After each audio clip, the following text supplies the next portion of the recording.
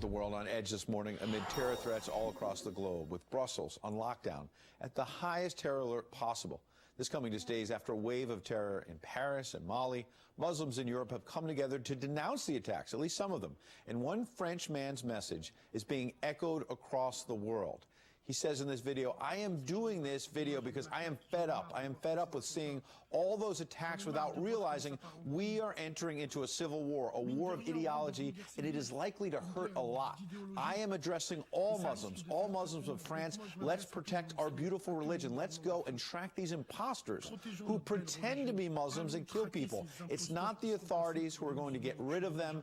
It is us. So a fellow Muslim who applauds this message and has been saying the same for years right here at home is the founder and president of the American Islamic Forum for Democracy, Dr. Jasser. And Dr. Jasser, when you see that video and you hear that this French Muslim is saying the problem is within, what do you say?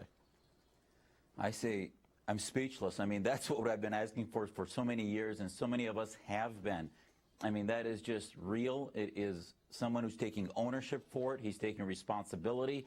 And that's how you condemn terrorism. You don't make excuses. You talk about the fact that it's within our house. That's why we have to. I mean, the reason it went viral is I hope and pray that it's not only the West, but Muslims within the West that are clicking on that and saying, this is what we need to do. This is what we need to hear. And I'll remind people again, it's not the imams, it's not the clerics, it's lay grassroots Muslims. And listen to what he said. He said, we need to vindicate the Republic. Bingo. That's what I wanted to hear. Vindicate the Republic. Western nationalism versus Islamo-nationalism, the radicals who believe in a jihad that drives them to want to die for their jihad rather than want to die for France, die for America. That's why this video is going viral. And Dr. Jasser, it comes to the context of just a couple of days ago here in New York City.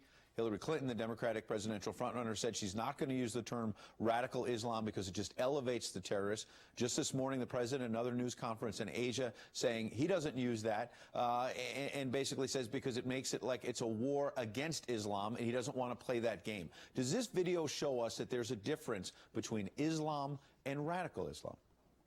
Yeah, I'd like Secretary Clinton to go ahead and look at that video and then tell me that the language doesn't matter. It does matter. Not only do the West need to hear it, and once they see this video, everyone, even who has a question about Muslims, and he says in the video, they may mix us up with terrorists and Muslims. Don't complain about it. Act against it. And then it'll cause a calming because Americans in the West will realize that we have to be part of the solution rather than just do the press release condemnation of violence. So therefore, watching this, you'll realize that you have to call it like it is to wake up Muslims like this young Frenchman and so many of us Muslims that still remain silent because we're giving a pass. It's not Islam. It's just about peace. If you're going to treat the patient that has cancer, sometimes chemotherapy makes us sicker before we get better, and that's the only medicine we need. And this is part of the medicine that's being clicked by millions. And Dr. Jasser, on that point of Muslims being silent, he also says in the video, we Muslims who believe as we do